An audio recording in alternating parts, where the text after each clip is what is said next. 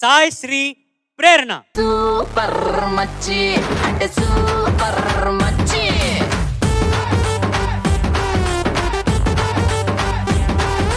Super మచ్చి అంటే super మచ్చి. సాయి ప్రేరణ సార్ ఏమని పిలిస్తే పలుకుతావు? ప్రేరణ. ప్రేరణ. ఓకే ప్రేరణ, ఏ పాట పాడబోతున్నావు? జై బాలయ్య. జై బాలయ్య. ఇది ఏంటి? బాలకృష్ణ గారు యాక్ట్ చేశారు అందులో. ఓ అది చెప్పు సినిమా. ఓకే ఈ పాట డీటెయిల్స్ మొత్తం వివరాలన్నీ చెప్పు. నేను పాడబోయే పాట మావయ్య అన్న పిలుపు చిత్రం ముద్దుల మావయ్య. పాడిన వారు ఎస్పి బాలసుబ్రహ్మణ్యం గారు, ఎస్పి శైలజ గారు, పి సుశీల గారు, రాసిన వారు వెన్నెలకంటి గారు, సంగీతం కేవి మహాదేవన్ గారు. All the best. Thank you sir.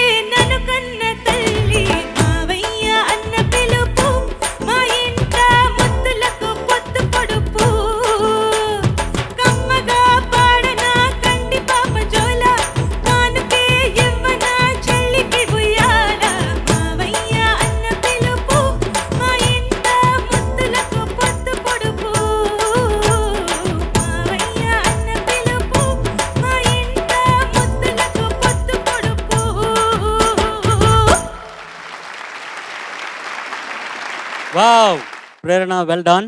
Sir ఈ సినిమా రిలీజ్ అయిన కాలంలో ఎంత పెద్ద హిట్ అయిన పాట ఇది. అసలు fantastic super hit song select చేసుకుని పాడావు. ఇవాళ చాలా బాగా పాడావు నేను అనుకుంటున్నాను. కొంచెం టెంపో మటుకు కొంచెం పరిగెడుతున్నట్టు నాకు ఉద్దేశం, నాకు అనిపించింది. కానీ జడ్జెస్ ఏమంటారో చూద్దాం. ఎగ్జాక్ట్లీ చరణ్ గారు చెప్పినట్టు it was a fantastic performance. Thank you sir.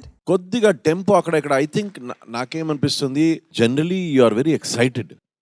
ఒక ఎక్సైట్మెంట్ లో బాగా వస్తుంది పాట, ఆహా పల్లవి ఇంకా ఫాస్ట్ గా పాడిద్దాం, వాళ్ళు ఎలాగైనా ఏదో టెంపోలో వాంచుకోపోని మేం పాడేద్దాం అని ఎక్సైట్మెంట్ లో పాడారు. కానీ వాట్ అ ఫ్యాంటాస్టిక్ పర్ఫార్మెన్స్. నిజంగా I've been waiting for a good performance and this was definitely one of the best performances so far.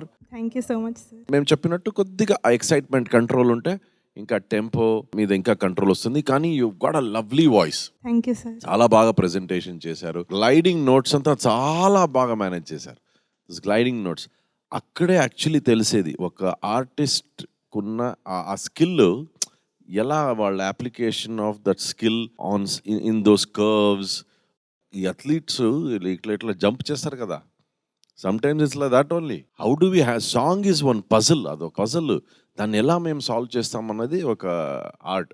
You did very well. Thank you so much. Thank you sir. Beautiful rendition. All the very best. Thank you so much sir. Prerana, yes ma'am. ఎంత బాగా నవ్వుతున్నావు, ఎంత బాగుంది నీ నవ్వు. Thank నీ you పాట ఎంత బాగుంది, నీ నవ్వు very inspiring. Thank you ma'am. So first టైమా ఇలా స్టేజ్ మీద పాడడం, అంటే ఒక పెద్ద వేదికలో పాడడం అనేది? అవును మ్యామ్, ఇదే first time ma'am. So excitement అయితే తెలిసిపోతుంది. ఈజ్ ఇట్ లైక్ టెన్షన్ దాచేయటానికా, లేకపోతే నిజంగానే ఆర్ యూ ఎక్సైటెడ్? ఎక్సైటెడ్గానే ఉన్నాను ma'am. Very nice, very nice. But కొన్నిసార్లు ఇదిగో ఆ టెంపోతో పాటు శృతి కూడా అంతే కదా, అవి రెండు పక్కనే ఉంటాయి కదా, ఇంకొంచెం కంట్రోల్ ఉంటే సరిపోతుంది. Okay ma'am. Thank you. Lovely rendition. Thank you so much ma'am. Prerana, yes sir. మంచి పాట పాడావు. Thank you so much. నిజంగా ఒక ఉత్సవ గీతం ఇది. చాలా బాగా పాడావు. పాటలో మామ అని ఉంది, సినిమాలో మామ అనే శబ్దం ఉంది, మ్యూజిక్ కూడా మామే, మాధవన్ గారు. చాలా బాగా పాడావు. థ్యాంక్ యూ తర్వాత సార్. నేను చెప్పాలనుకునేది ఏంటంటే, కొన్ని పుస్తకాలకు ముఖ చిత్రం ఆకర్షణీయంగా ఉంటుంది, కథాంశాలు ఆకట్టుకోవు. కొన్ని కథలు ఆకట్టుకుంటే కానీ ముఖ చిత్రం ఆకర్షణీయంగా ఉండదు. నువ్వు రెండో కోవచ్చుతో తప్పకుండా ఆకట్టుకునే కథలు కథాంశాలను నీ ముఖ చిత్రాన్ని కూడా బాగా గీసుకోవాలి. పల్లవి అందంగా పాడలేదు, నేను చెప్పొచ్చేది పల్లవి అందంగా పాడాలి, ఇంకా పాడితే బాగుంటుంది. Okay sir. కమ్మగా పాడన కంటిపాప జోల, చెల్లికి ఇవ్వన ఉయ్యాల కానుకే ఇవ్వన చెల్లికి ఉయ్యాల అన్నారు. చెల్లికి Yes, కానుక sir. ఉయ్యాలగా ఇస్తున్నారంట. Yes. వెన్నెలకంటి గారు రాశారు. వెన్నెలకంటి గారి ఎంత ప్రతిభామూర్తి అంటే, వెన్నెలకంటి గారు పాటలు రాస్తారు, అద్భుతంగా అనువాద గీతాలు రాస్తారు, మామూలుగా తెలుగు సినిమాల్లో స్ట్రైట్ సాంగ్స్ ఎన్నో రాశారు.